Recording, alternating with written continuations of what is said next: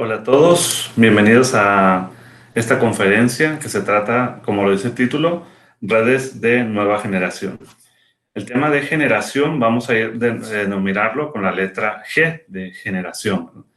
Para los que no me conocen, mi nombre es Fermín Marcelo Maciel Barbosa, trabajo en la Facultad de Ingeniería Mecánica y Eléctrica como profesor de tiempo completo.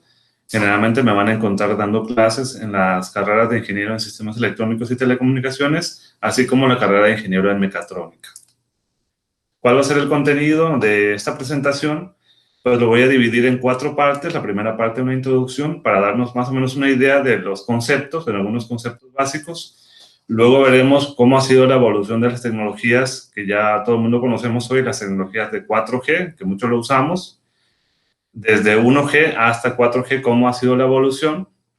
Y luego las necesidades de la tecnología LTE, que se denomina Long Term Evolution, de sus siglas en inglés, de evolución a largo plazo, ¿no? Para finalmente ver a qué se deben las perspectivas o qué es lo que se espera de la red de 5G. Vamos primero al tema de introducción. Para ello quiero hablarle primero del tema de cuál es la velocidad de transmisión de una onda. ¿Sí? Si nosotros pensamos en señales, sobre todo en señales inalámbricas, ¿sí? O señales que van por un cable, se transmiten generalmente a través de ondas, ¿sí? Y estas ondas tienen una velocidad. La velocidad nosotros conocemos que se denomina como la distancia entre el tiempo. En este caso, la distancia la vamos a denominar como la longitud de onda y el tiempo, el periodo de la onda. Esta T mayúscula es el periodo. Entonces, ¿qué es la velocidad? Es la rapidez con la cual una onda se propaga en un medio dado. Y estas ondas en el vacío se propagan a la velocidad de la luz, ¿sí? Tomando en consideración esto, entonces, podemos decir que la longitud de onda, ¿sí? Depende de la longitud de onda está dada con c, que es la velocidad de la luz, entre f, que es la frecuencia. Entonces, cuando mayor es la frecuencia, entonces menor es la longitud de onda. Tomando en consideración esto anterior, ¿cuánto tardaría la luz del Sol, por ejemplo, en llegar a la Tierra? Si consideramos que el Sol se encuentra aproximadamente a 150 millones de kilómetros de la Tierra, entonces la luz del Sol toma 8.3 minutos en llegar a la Tierra. Esto quiere decir que el retraso con el que nosotros vemos el Sol actualmente es algo que ya pasó hace 8 minutos aproximadamente, ¿no? ¿Sí? No estamos viéndolo en tiempo real. En cambio, por acá también vemos cómo vemos la luna, vemos la reflexión del sol en la luna. Y esto tarda aproximadamente 1.3 segundos en llegar de la luna al sol. Digo, de la luna a la Tierra, perdón. Entonces, esto es lo que nosotros vemos como la luna, la reflexión del sol en la luna. Entonces, esto tarda 1.3 segundos por la distancia de la luna, que se encuentra aproximadamente a 384.000 kilómetros.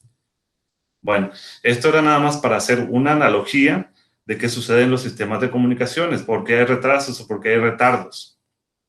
¿Cuánto tardaría entonces, si tomamos en consideración esa velocidad de la onda, en llegar una señal desde un satélite?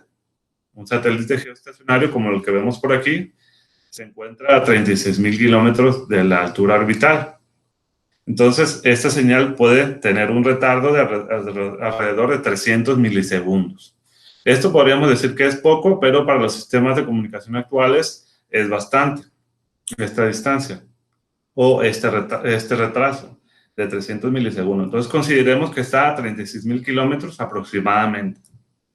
Entonces, las redes de comunicación hoy en día se comunican la mayor parte de ellas a través de fibra, a través de fibra óptica, y se encuentran las redes de fibra óptica marítima, ¿sí? Y las redes de fibra óptica terrestre.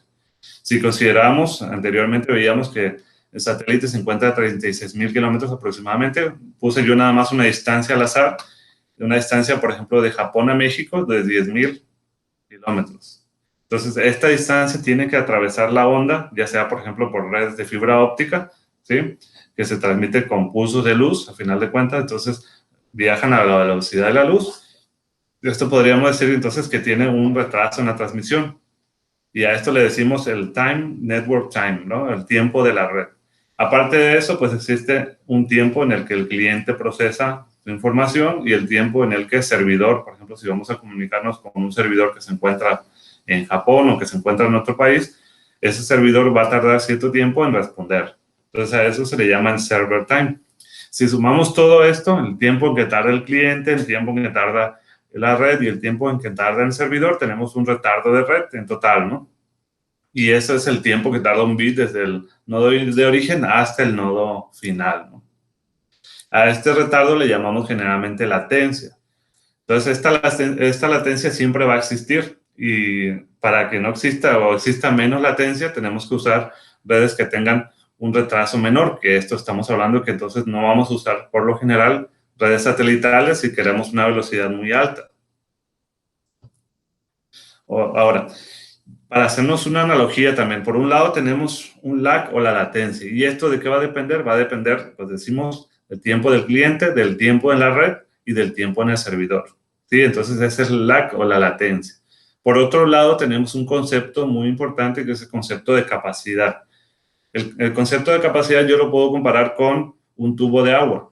¿Cuánta capacidad de agua puedo transportar por el tubo, no? Entonces, cuando mayor sea el tubo de agua, mayor agua voy a poder transportar por ese tubo. ¿Sí? Entonces, esto lo podemos hacer como una analogía en los sistemas de comunicaciones. Cuando mayor sea B, la letra B significa ancho de banda. Cuando mayor sea B, el ancho de banda, mayor flujo de información voy a poder tener por ese enlace, ¿no? Y aquí tenemos una formulita matemática que me dice el logaritmo base 2. Se utiliza el logaritmo base 2 porque hablamos de sistemas binarios, de sistemas de comunicación digitales. Entonces, pues transmiten unos y ceros. Por eso se utiliza este logaritmo base 2. Dice 1 más el SNR. Entonces, si el SNR significa relación señal a ruido, si la relación señal a ruido es mayor, entonces voy a tener también una mayor capacidad de la red. ¿Sí? Entonces tenemos dos formas de hacerlo. Incrementando el ancho de banda, por un lado, y mejorando la relación señal a ruido. ¿Sí? Entonces, esta relación señal a ruido está dada por la potencia de la señal entre la potencia del ruido. Y bueno, entonces, ¿cuál es la formulita, digamos, básica para mejorar un sistema de comunicaciones? Uno sería incrementar el ancho de banda, pero no siempre se puede. Y también el ancho de banda está limitado. Otro sería mejorar la relación señal a ruido o incrementar la potencia de la señal, que no siempre también se puede. No puedo incrementar tanto la potencia de la señal porque consumo más energía. Entonces, otro sería reducir el nivel de ruido. Entonces, en esta parte es donde se ha estado trabajando mucho para que los sistemas o los circuitos de comunicaciones se mejoren para que el nivel de ruido que manejen sea muy bajo. Este ruido se denomina ruido térmico. Y este ruido lo tienen todos los sistemas electrónicos. ¿A qué se debe este ruido? Al movimiento de electrones que tiene dentro del circuito. Sí, porque estamos hablando de niveles de potencia muy bajos, entonces el nivel de ruido se llega a percibir. Sí, entonces esta capacidad la vamos a denominar en bit por segundo. Si hablamos de mayor capacidad, vamos a hablar de megabit por segundo, gigabit por segundo, terabit por segundo y así sucesivamente, ¿no? Entonces, también no confundir el tema de bytes. Usamos generalmente megabytes o gigabytes. Usamos para almacenamiento. Y para transmisión de datos, siempre vamos a utilizar bits por segundo. BPS significa bit por segundo. Entonces, hablamos de megabit, gigabit, terabit por segundo. Entonces, siempre vamos a hablar de un bit por segundo, nada más. Justamente esta formulita, que viene de unos y ceros, nada más, ¿verdad? El logaritmo base 2. Entonces, vamos a considerar esto. Esto es la capacidad o la velocidad que me puede dar, entonces, una red. No siempre se aprovecha al máximo, ¿no? Tú puedes decir, el cable me puede dar 1 gigabit por segundo, pero mi proveedor solamente me da 10 megas. Entonces, quiere decir que no estoy aprovechando al máximo la capacidad de ese cable, ¿no? De ese medio de comunicación. Entonces, pues también por ahí puede haber diferencias. Bueno, considerando esto, entonces, espero que con eso a ustedes se les haya quedado un poquito más claro los conceptos tanto de retardo como de capacidad o velocidad de transmisión. Vemos que uno tiene que ver también con el otro, pero los retardos o el lag tiene que ver más bien con la distancia y la velocidad de transmisión tiene que ver más con el ancho de banda y con la relación señal a ruido, ¿sí? Para que consideremos eso, ¿verdad? ¿Cómo han ido evolucionando estas tecnologías móviles? Quiero hablar principalmente de tecnologías inalámbricas, de tecnologías celulares. A las tecnologías móviles le denominamos tecnologías celulares. Vemos entonces que tenemos la evolución desde la primera generación hasta la cuarta generación. Vamos a hablar primeramente de la primera generación. En esta solamente teníamos transmisión de voz analógica. Y aquí tengo esta imagen que me lo indica. Y luego teníamos el sistema, o todavía lo tenemos, sistema de segunda generación, donde aquí hay varias tecnologías, AMPS, GSM, que todo el mundo lo conocemos. GSM viene de las siglas en inglés, Global System Mobile, entonces son sistemas móviles globales, ¿no? Y esto, pues, teníamos unas velocidades muy bajitas, de menor a 0.5 megabits por segundo, ¿no? Esto ya hoy en día casi no me sirve casi para nada, ni para enviar mensajes de WhatsApp. En esto, la ventaja es que yo ya tengo voz digital y datos sencillos. Esto podemos hacer de 1G a 2G, podemos hacer una analogía de la televisión analógica a la televisión digital. La televisión analógica, pues, transmitía señales análogas. Igualmente aquí, se transmitía voz analógica. Entonces, quiere decir que si yo me ponía en un radio a esa frecuencia, yo podía escuchar que alguien estuviera hablando, ¿no? Y en 2G ya no, porque ya van digitalizados. Y aquí, al digitalizar la voz, ya se puede codificar la voz. Entonces, ya no puedo escucharlo tan fácilmente una señal de segunda generación, ¿verdad?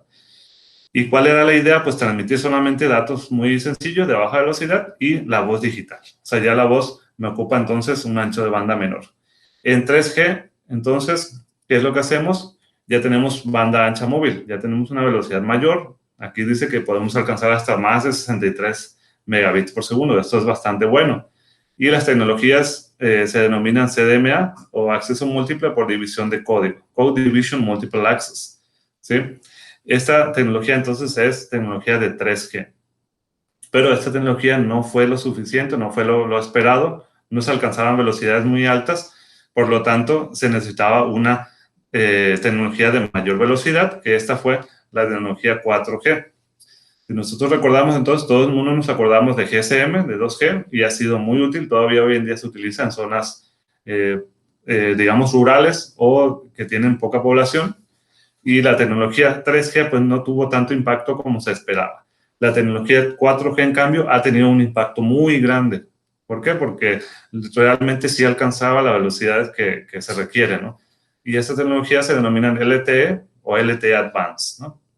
Y estas alcanzamos más de 300 megabits por segundo, y ya es mejor, ya es mejorado y es más rápido, ¿no? Entonces, digamos que en 3G teníamos solamente para navegación a baja velocidad, de buscar búsquedas web en baja velocidad, y ya en 4G ya tenemos el tema de contenido de video, que es muy importante. En 3G, si nosotros nos conectamos, el video puede ser que tengamos mucho retraso o la calidad no sea tan buena, ¿no? Y en 4G ya la calidad de video es muy buena en alta definición. Vamos a ver entonces cuál es la necesidad de una tecnología LTE o Long Term Evolution, ¿no?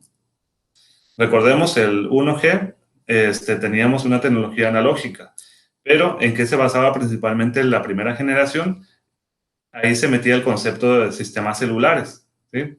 Entonces, anteriormente pues eran sistemas aislados, y ya con este sistema de primera generación pues ya se empezaban a instalar antenas y se metió un concepto que se denomina handoff. Ese concepto es muy importante porque gracias a eso yo me puedo estar moviendo, ¿verdad? Si tú te conectas a una red Wi-Fi, tienes que desconectarte y volverte a conectar a la siguiente, pero en una red celular tú no te estás preocupando por estarte conectando y desconectando al mismo tiempo. El mismo sistema lo hace. El sistema te detecta que tienes baja potencia y te conecta a la siguiente radio base, y así sucesivamente, y no te das cuenta de eso, ¿no? Este es entonces el concepto de movilidad de primera generación. En la segunda generación decíamos que ya la voz iba digital, entonces al ir digital la voz ocupamos un ancho de banda menor, ¿sí? Igualmente sucede con la televisión analógica y digital. Por eso es que es importante utilizar la televisión digital, porque tenemos ancho de banda utilizamos un ancho de banda menor, aprovechamos mejor el ancho de banda que tenemos y podemos digitalizar. Con esto podemos codificar también. Entonces es más difícil que alguien sin tener un decodificador pueda, digamos, ver estas señales de televisión digital. Lo mismo sucede con los sistemas de segunda generación. Bueno, nos vamos en 3G, los datos son optimizados, ya tenemos tecnologías como, decíamos, CDMA o HSPA, High Speed Packet Access, ¿sí? Acceso a paquetes de alta velocidad. Pero como decía, esta tecnología no tuvo tanto impacto como se esperaba, porque las velocidades realmente no eran tan altas. Ya la tecnología que ha tenido mucho impacto, ya desde hace unos años, ha sido la tecnología 4G LTE. ¿Y en qué año? Estas tecnologías van entrando más o menos cada 10 años. Podemos decir que la primera generación entró en los años 80, la segunda generación entró en los años 90, la tercera generación entró en los años 2000, por eso esta tecnología se llama 2000, y luego LTE empezó a entrar en auge alrededor de 2010. Obviamente aquí en México tardó, en otros países de Latinoamérica tardó un poco más en llegar, en todo el país. Generalmente empiezan en ciudades grandes y ya después van tomando más cobertura en ciudades más pequeñas. Por ejemplo, en Colima, al principio solamente tenían 4G en México, en Guadalajara, en Monterrey, y en Colima tardó 1 o 2 años más en que pueda entrar esta tecnología. Por ejemplo, hay empresas por ahí como podría nombrar una Movistar que todavía no tiene red de 4G en Colima. Las demás AT&T y Telcel sí lo tienen, por ejemplo. Entonces es por decirlo así que cada 10 años más o menos van cambiando de generación. Entonces ahorita ya estamos en 2021. En el 2020 se esperaba que entrara en auge la nueva red de 5G, obviamente en países desarrollados como Japón, Corea, se esperaba que se inaugurara esta nueva red de 5G en los Juegos Olímpicos de Japón. Pero como este año 2020 fue tan complicado, entonces hay un pequeño retardo de eso. Esperemos que en este año 2021, 2022 estuvieran ya entrando esta nueva red. ¿Cuáles son entonces ahora sí? Viendo todo eso, vimos la necesidad de Long Term Evolution, es una evolución a largo plazo, como lo comentaba anteriormente.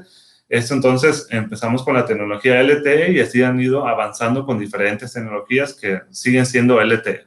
Como su mismo nombre dice, evolución a largo plazo, entonces van habiendo diferentes tecnologías, LTE A, B, C, hasta llegar justamente a la 5G. Quiere decir que la red de 5G va a seguir siendo una red LTE. La idea era, pues, no cambiar completamente la infraestructura de la red, sino que sea una evolución.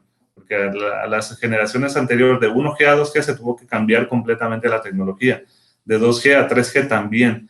Y de 3G a 4G ocurrió lo mismo. Entonces, la idea es que de 4G a 5G no ocurra un cambio tan drástico, sino que esto vaya como evolucionando poco a poco. ¿Cuáles son entonces ahora las perspectivas o qué se espera de una red de 5G? Entonces, vamos a hablar primeramente cuáles pues, son algunas predicciones o algunas realidades, ¿no? Para que ustedes tengan una idea. En 2015, si nos vamos un poco para atrás, en 2015, 74% de tráfico de datos, ¿sí? Hubo un incremento de 74% de tráfico de datos en este año. 2.1 exabyte a 3.7 exabyte, de un año a otro, ¿no? Entonces, un exabyte, pues son un montón de bits, ¿no? 10 a la 18, de un montón de bytes, perdón. Entonces, tenemos 563 millones de suscriptores en 2015 y incrementó un 20% de los suscriptores de tecnología móvil, ¿no? Y algo muy importante, esto también hay que prestarle atención. En 2015, 4G, recuerden que la cuarta generación entró alrededor de 2010, o sea, empezó a funcionar en países desarrollados. En México creo que llegó alrededor de 2012, 2013. 4G generó en 2015 que ya casi todos los países habían metido esta tecnología 4G. 4G generó 6 veces más tráfico que una conexión que no era 4G. Y veamos estos datos que vienen abajo que son todavía más interesantes. Que 4G solamente representaba el 14%, cuando 3G representaba el 47%.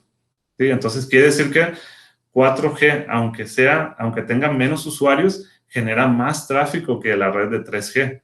Y vemos entonces que el 55% de esto vino de conexión de video. O sea, que todo el mundo empezó a utilizar su celular para ver video en estos años. Bueno, en 2020, ¿qué pasó? En 2020, entonces, hubo un incremento global de 1000 veces desde el 2010. Esto parece mucho, ¿verdad? Pero realmente es posible. Si nosotros vemos de 2010 a 2011 incrementó al doble, de 2011 a 2012 incrementó al doble el tráfico de datos. Entonces, si sumamos todo eso, incrementa 1000 veces en 10 años, ¿sí? Entonces, ¿qué sucede? Tenemos un incremento alrededor de 1000 veces desde el 2010 hasta el 2020. Entonces, se espera que en 2020, se esperaba, ¿verdad? Porque se esperaba que en 2020 entrara la nueva red de 5G, pero todavía estamos a la espera. Se espera que tenga una latencia de 1 milisegundo. La latencia decíamos que era el retardo, ¿verdad? Y tenemos que actualmente son 20 milisegundos aproximadamente en la tecnología LTE avanzado. También se necesita mejorar la extensión de vida de la batería. Vemos que si comparamos las baterías de los teléfonos inteligentes de hoy en día, pues tienen un mayor tiempo de vida. Bueno, más bien, hacen más cosas que las anteriores, ¿sí? Si lo comparamos en miliampere hora, tenemos baterías mucho más duraderas hoy en día, y el incremento de la tasa de datos también, ¿verdad? Entonces, para que podamos hacer más cosas en el teléfono, pues la batería tiene que ser más grande, ¿verdad? Y la carga también más rápida, ¿no? También el incremento de tasa de datos. Y por último aquí, el tráfico que se genera, el 80% viene de los smartphones. Ya prácticamente es poco común que en un tiempo, pues, eran computadoras las que se conectaban a la red, y hoy en día la mayoría, o sea, el 80% se conectan a smartphones, para que nos demos una idea, ¿no? Y del 80% también viene de interiores. Entonces es un cambio de paradigma. Para ello vamos a ver el siguiente. Aquí vemos esta imagen, vemos aquí una radiobase celular. Entonces las estas se llaman macrocélulas o macroceldas. Anteriormente se hablaba de macrocélulas, y estas estaban, si nosotros vemos, están en los exteriores, están las antenas por ahí, las antenas grandes, ¿no? ¿Qué pasa con esto? Si el tráfico, me están diciendo que el tráfico viene de interiores, ya sea de oficinas, de hogares, todo eso, entonces, ¿qué pasa con la red de 5G? Pues no es tan eficiente como debería de ser. Si decíamos que la capacidad venía relacionada con la potencia de la señal, y si tenemos nuestra radiobase muy lejos o en exteriores, pues la potencia va a ser menor. Entonces, ¿qué vamos a hacer? Pues tenemos que acercar las radiobases o hacerlas más pequeñas. Entonces, la red de 5G, vamos a ver cuál es su arquitectura. Primeramente, vamos a hablar de 10 puntos aquí. Primeramente, le puede dar servicio a una red eléctrica inteligente. A esto le llamamos el Smart Grid. Esto quiere decir que la red 5G se puede utilizar en un futuro para tener medidores inteligentes. O sea, que el medidor se conecte a la red 5G y yo pueda ver con mi celular, por ejemplo, cuánto estoy gastando de luz hoy en día. Hoy en día no existe una tecnología como tal. La red 4G decíamos que no estaba hecha para eso. La red 4G está hecha para transmitir señales a alta velocidad, video de alta definición. No está hecha principalmente para comunicación a baja velocidad, como sería en este caso. La red 5G sí lo está considerando. Otra cosa son células pequeñas hiperdensificadas. Nos imaginamos, por ejemplo, un estadio de fútbol, nos imaginamos una plaza, un mall, donde ya no va a estar la radiobase allá afuera, sino que vamos a tener celdas pequeñas que van a ser como pequeños access point, como un access point de los de Wi-Fi, pero ahora van a ser de 5G, y estos van a estar dispersas en todos lados, ¿no? Y se van a conectar obviamente a una macro siempre. Esta macro que ya tenemos hoy en día, estos van a seguir funcionando, van a darle servicio a estas celdas más pequeñas, digamos, van a llevar el control de estas, ¿no? Porque si no habría mucha interferencia y no habría un control de ellas. Bueno, entonces, otra de ellas también que es muy interesante es darle soporte a comunicación vehicular. Van a haber puntos de acceso donde se van a poder estar comunicando los vehículos, ya sea por tecnología. Esta se denomina V2X, Vehicle to Vehicle o Vehicle to Infrastructure. Entonces teníamos vehículo a vehículo o vehículo a infraestructura. Ya varios vehículos hoy en día se espera que cuenten con estas tecnologías, que es tecnología de comunicación vehicular, que es algo parecida a Wi-Fi.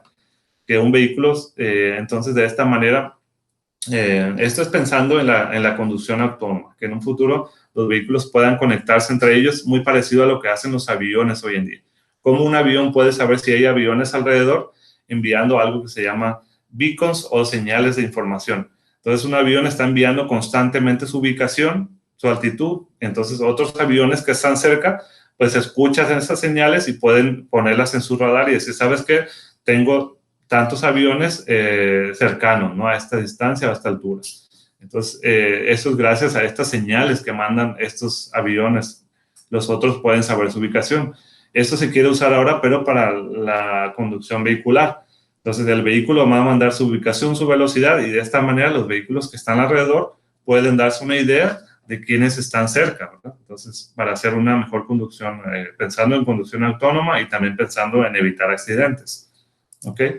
Entonces, los vehículos obviamente pueden tener sensores y todo eso, pero los sensores también están limitados en distancia o están limitados por, si yo tengo, por ejemplo, objetos alrededor.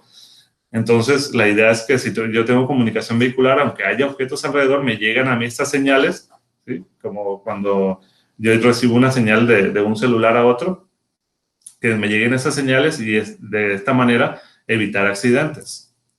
Eso también se quiere trasladar, obviamente, a comunicación vehicular. Estamos hablando también de los drones. ¿Cómo van a estar comunicándose? Si ya se espera que en un futuro los drones hagan entregas, por ejemplo, de paquetes, entonces tiene que haber también una red, que en este caso es la red de arquitectura de 5G, que va a dar soporte. Quiere decir que entonces el drone ya no se va a conectar solamente a un mando, ¿verdad? Sino que se va a conectar a la red y a través de la red yo voy a poder estarlo controlando, ¿verdad? Entonces, más o menos para que nos demos una idea. Otra es para que veamos que la red 5G abarca una infinidad o una cantidad muy grande de cosas. Como les digo, aquí nada más les voy a mostrar 10, son aquí 1, 2, 3, aquí vamos en el número 4, es comunicación dispositivo a dispositivo. Decíamos que para la capacidad dependemos de la potencia. Entonces, ¿qué pasa si mi radiobase está muy lejos?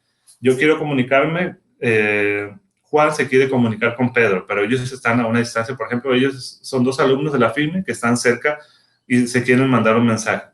Actualmente lo que tienen que hacer es enviar la señal a la radiobase, de la radiobase al servidor y así sucesivamente con el otro usuario.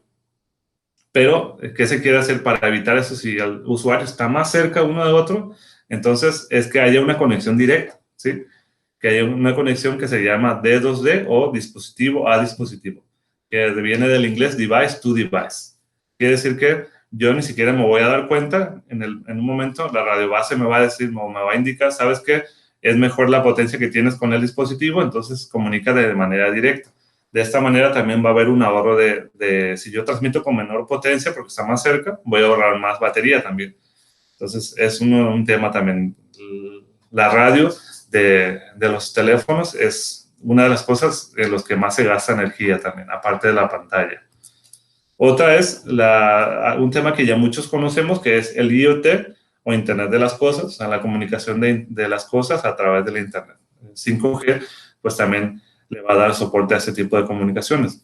Tal vez si ustedes son del área de mecatrónica o electrónica, este tema les va a interesar, que el 5G también va a tener un soporte nativo para comunicación tipo máquina, que viene del inglés Machine Type Communications. Hoy en día, entonces, estas máquinas pues se tienen que comunicar con algún protocolo, pero el 5G va a permitir entonces hacer comunicación tipo máquina, ¿sí? Machine Type Communications. Entonces, es otro tipo de comunicación que no requieren, que requieren mucha seguridad, que requieren mucha velocidad, muy poca latencia. Entonces, cada uno de ellos tiene unos requisitos diferentes. Si vemos, el Smart Grid no requiere mucha velocidad, pero sí requiere confiabilidad. Entonces, tenemos un montón de requisitos. Por otro lado, también podemos tener repetidores. El relay es un repetidor, ¿sí? Si tenemos entonces la radiobase muy alejada, entonces podemos poner un repetidor de 5G y así el celular o el teléfono inteligente tiene pues más cercano a él mismo. Por ejemplo, en nuestros hogares podríamos tener un repetidor, un relay de 5G y de esta manera pues no hacemos un uso tan extenso de la batería. Otro también muy interesante, muy importante, podría ser para la seguridad pública. Si vemos, por ejemplo, aquí, en vez de que usen sus radios que conocemos hoy en día, los sistemas de seguridad pública, pues que se conecten a esta red 5G, entonces nunca van a perder esta cobertura. Entonces, esto voy a poder usar yo mi teléfono inteligente como una radio para conectarme en un sistema de seguridad, por ejemplo, ya sea policía, bomberos o algo así. Y esto obviamente pues va a tener sus estándares de seguridad. Esta red, por ejemplo, entonces no va a requerir tanta velocidad, pero va a requerir mucha seguridad. Entonces ahí cada una de las redes tiene requisitos diferentes. Y hay otra también que se espera que funcione, que es también la descarga en Wi-Fi.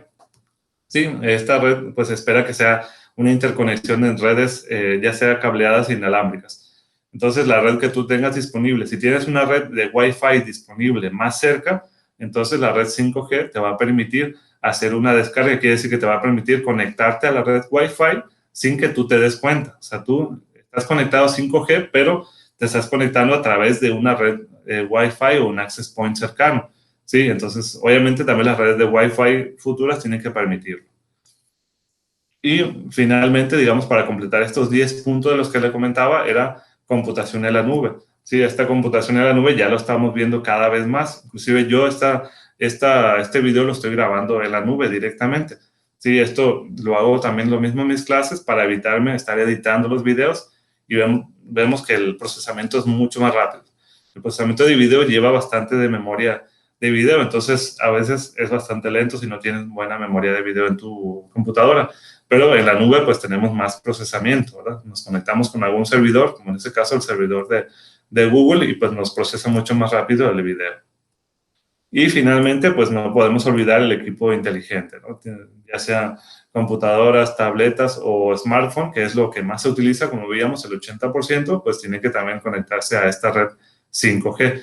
Hoy en día ya venden teléfonos celulares que se conectan a 5G, pero hay que tener cuidado porque todavía la red 5G no está disponible, así es que podrían estar vendiéndonos algo que realmente no vaya a funcionar con esa red. Entonces hay que tener nada más cuidado con esto puede ser que nos estén vendiendo una versión de LTE, pero que no sea la de 5G. Entonces hay que tener cuidado con eso. Para terminar, entonces vamos a ver cuáles son los pilares tecnológicos para esta red de 5G. Yo sé que para los que no son mucho del área les va a parecer un poco complicado, pero pues esta es como una idea general, ¿verdad? Para que ustedes se den una idea general de qué se trata. Y esto que veíamos anteriormente es también para que ustedes tomen en consideración que en un futuro no muy lejano, el tema de redes se va a tener que ver ya en casi todas las carreras de ingeniería. Si vemos, por ejemplo, en el caso de ingeniería eléctrica, se va a requerir conocimiento de redes. Si vemos en el caso de ingeniería, en este caso mecatrónica, por ejemplo, de robots y todo, se va a requerir también conocimiento de redes. Si vemos aeronáutica, también se va a requerir un poco de conocimiento de redes, porque ya todo tiene que ver con las redes, ¿no? Entonces vamos a ver cuáles son esos pilares tecnológicos. Primeramente es la virtualización de la RAN. ¿Qué es la RAN? Es la red de acceso por radio. Entonces, Radio Access Network. Entonces, virtualizar estas redes de cierta manera para que tengan diferentes funcionalidades.